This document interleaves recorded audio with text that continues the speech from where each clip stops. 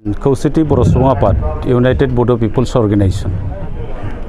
दा बिटिसिनि बायजोनि 10 लाखनिबो बांसिन बर' सुबुंफोरनि रांखान्थि समाजखान्थि सोलोंथाइ गुबुन गुबुन बिथिङाव दावगानो थाखाय आरो राजखान्थि भाबै रैखाथि मोननो थाखाय आरो जोंनि राव हारिमुफोरखौ फोथांना लाखिनायनि थाखाय जोंनो मोनसे गावखुंथाय नांगौ हिसाबै बेखौ जोङो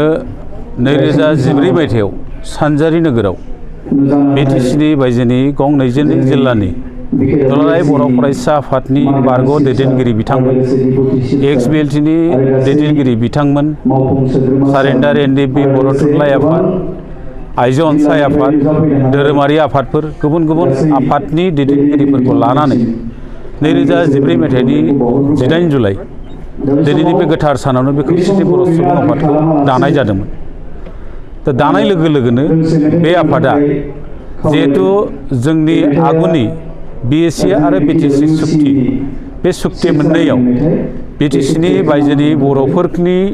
जितु राजखान्थि भाबै रैखाथि मोननाय गुबुन गुबुन बिथिङाव दावगानायनि थाखाय जेबो आग-भाग लानो हायाखैमोन। बेनिखायनो जों आलादा हिसाबै बर' कसारि अट'नमास काउन्सिल 2014 मायथाइयाव बिबाय थादोंमोन। बेखौ थांनाय दाख्लैसो जालांनाय दुलाराय बर' फरायसा आफाद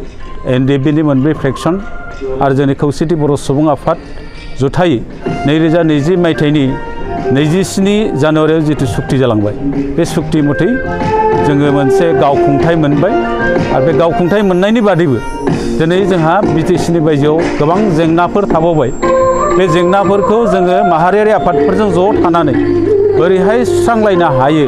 बेनि थाखाय खौसेथि बर' सुबुं आफादा गासैबो माहारियारि आफादफोरजों थाफानानै जयै खामानि मावनो थियारि। जेरै सनितपुर जिल्लानि आरो बिश्वनाथनि जितु समस्या बे समस्याया जोबोद कमप्लिसिटि पलिटिकेलि जोबोद माबा बे खेलिमेलि जाना थाबाय गुलाय गुजाय जाना थाबाय आरो कार्बि आंलंनि माखासे इस्युफोर थाबाय। बे इस्युफ्राबो दिनै मोननै सुक्तियाव जायगा मोनदोंब्लाबो बे सुक्तिया दिनैसिम सुस्रांजायाखै। जों आसा फारिदों आसामावबो आरो भारत सरकारावबो जिहेतु मोननै माबायावबो जिहेतु BJP सोरखार आरो काउन्सिलफोरावबो गासैबो जों BJP दोलोजोंनो एलायन्सआव दङ। जों आसा खालामदों कार्बि आंलंनि जितु सुक्ति हाजोआरि ट्राइबेल मोननाय मर्यादा बेखौ नैबे सरकारनि दिनावनो गासैबो समस्याफ्रा सुस्रांजागोन होननानै जों खौसेथि बर' सुबुं आफादनिफ्राय आसा फारिदों आरो बेखौ सुस्रांनो थाखाय जों सरकारखौ जों खौसेथि बर' सुबुं आफादनिफ्राय नारसिननाया थागोन।